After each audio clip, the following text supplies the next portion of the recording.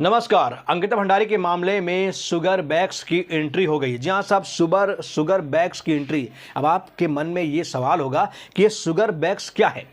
तब आज हम आपको बताएंगे कि ये शुगर बैग्स की संख्या 80 है। 80 चीनी की बोरियां जो कि पुलकित आर की फैक्ट्री में मौजूद थी। वो तब मौजूद थी जब फैक्ट्री को सील किया गया, लेकिन जब फैक्ट्री में आग लगाई गई तो 80 की 80 बोरियां गायब हो गई। जी हाँ साहब, 80 बोरियां गायब हो गई और पुलिस का कहना है कि परिंदा यहां पंख नहीं मार सकता।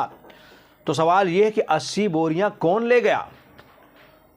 और फिर जिस फैक्ट्री में आग लगी है उस पूरी फैक्ट्री जलकर राख नहीं हुई, बल्कि कुछ कमरों को, कुछ जगहों को जलाया गया है। चुन चुन कर कुछ क्षेत्रों को जलाया गया है। ये बड़ा सवाल है।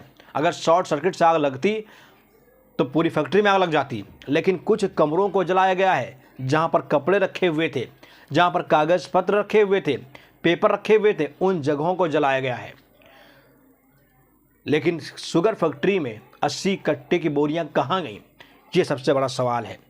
एक महिला जो उसी फैक्ट्री में काम करती है, जैसे ही आग की खबर सुनती है वो तुरंत भागते भागते कंपनी आती है और उसने जो तथ्यात्मक खुलासा किया है, उस खुलासे के साथ एसआईटी और प्रशासन की नींद हराम हो गई है और प्रशासन पर सवाल खड़े होना शुरू हो गए हैं कि 80 बोरियां कहां गई। चलिए हम पहले आपको रिपोर्ट दिखाते हैं कि क्या है पूरी रिपोर्ट। अंकिता हत्याकांड के आरोपी पुलकित आर की फैक्ट्री में 80 बोरियां गायब हो गई। पुलकित आर की फैक्ट्री में आग लगी। आग लगने के बाद 80 बोरियों का पता नहीं चला।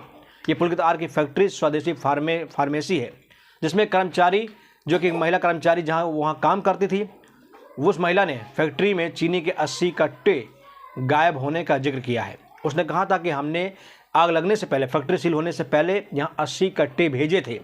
रिजॉर्ट के बाहर तैनात पुलिसकर्मियों ने कहा कि सील फैक्ट्री में कोई सामान बाहर नहीं गया, न कोई बाहर ले जा सकता है। सूत्रों की माने तो जब पहली बार फैक्ट्री में आग लगी तब भी अंदर कहीं चीनी कट्टे नहीं थे। बता दें, पहले भी 24 सितंबर को संदिग्ध परिस्थितियों में पुलकित आर की फैक्ट्री में आग लग गई थी। तब दमकल कर्मियों ने समय रहते हुए आग पर काबू पा लिया था। उस दौरान भी फैक्ट्री के पहले तल के अगले हिस्से में रखा कुछ सामान जलकर राख हो गया था, जिसमें अधिकांश पेटियों के गत्ते, रेपर आदि सामान था। हालांकि फैक्ट्री के अंदर की जो फोटो सामने आई थी उसमें कहीं भी चीनी के कट्टे नहीं दिख रहे हैं। आज रविवार दोपहर को स्वदेशी ऑर्गेनिक फैक्ट्री में लगी आग बुझने के बाद एक महिला मौके पर पहुंची।